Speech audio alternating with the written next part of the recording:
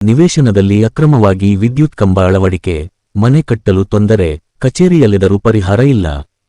ಹೌದು, ಇದು ಚಳ್ಳಕೆರೆ ನಗರದ ವಿಠಲನಗರದ ರಾಷ್ಟ್ರೀಯ ಹೆದ್ದಾರಿ ಬೈಪಾಸ್ ರಸ್ತೆಗೆ ಹೊಂದಿಕೊಂಡಿರುವ 30x40 ನಿವೇಶನದ ಕಥೆ.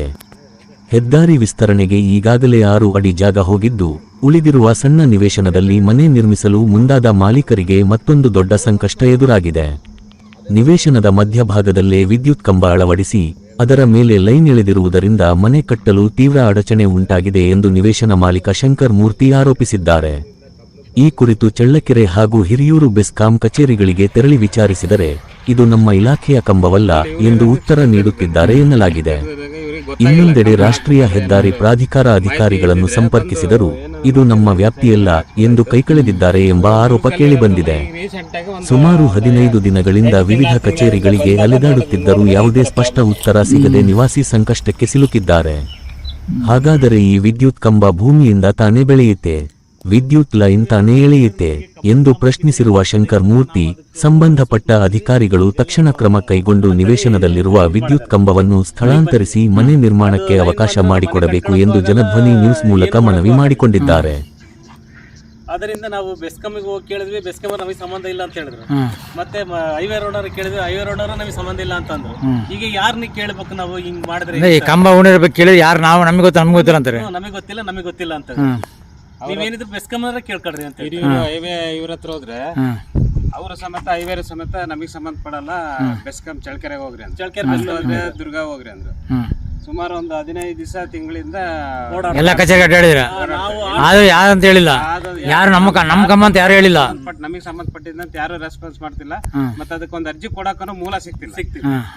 ಈಗ ನಮ್ದು ಹಾರ್ಟ್ ಪೇಷಂಟ್, ನಾವೆಲ್ಲಿ ಅಂತ ಓಡಾಡಕ್ ಹಾರ್ಟ್ ಪೇಷಂಟ್ ಮೊನ್ನೆ ಒಂದು 2 ತಿಂಗಳಿಂದ ಸ್ವಲ್ಪ ರೆಸ್ಟ್ ಅಲ್ಲಿ ಇದಾರೆ ಅಷ್ಟೇ.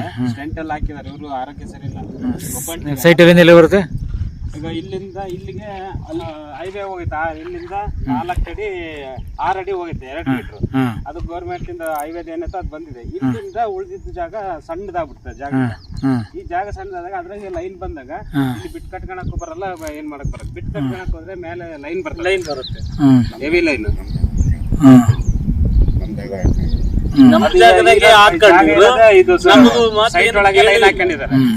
ಕಮ್ಮಿ ಜಾಗ, ಅದರಲ್ಲೂ ನಿಮ್ಗೆ ತೊಂದರೆ ಮಾಡೋದು, ಕಂಬ ಹೇಳಿದ್ರೆ ತೊಂದರೆ ಮಾಡಿ ಲೈನ್ ಹೇಳುದು. ಆ ಕಡೆ ಹಾಕಿ ಕಂಬನ ಈ ಕಡೆ ಹಾಕ್ಯಾರ, ಈ ಕಡೆಗೆ ಹಾಕಿದ್ದಾರೆ. ಲೈನ್ ಸಮೇತ ಅಡ್ಡ ಎಳೆದಿದ್ದಾರೆ. ಮನೆ ಕಟ್ಕೊಳಕ್ಕೂ ಮೇಲೆ RCC ಗೆ ಮತ್ತೆ ಮೇಲೆಲ್ಲ. ಈಗ ನಾವು ಮನೆ ಕಟ್ಕೊಂಡ್ರೆ ಎತ್ತಲಗೂ ತೊಂದ್ರೆ. ನೀವು ಈಗ ಎಲ್ಲಿಂದ ತೊಂದರೆ, ಎಲ್ಲಿಂದ ಸೈಟ್ ಈಗ ನಮ್ದು ಇಲ್ಲಿಂದ ಇಲ್ಲಿಗೆ ಆ ಕಂಬ ಉಣಿರಲ್ಲ ಬೈಕ್. ಈಗ ಆಲ್ರೆಡಿ ಆ ಜಾಗದಾಗೆ ಅರ್ಧ ಕಾಲ್ ಒಂದಿಷ್ಟು 6 ಅಡಿ ಹೋಗ್ಬಿಟ್ಟೈತೆ. ಮತ್ತೆ ಇನ್ನು ಬಿಟ್ಟು ಕಟ್ಕೊಳಕ್ಕೆ ಮನೆ ಸಣ್ಣದಾಗುತ್ತೆ.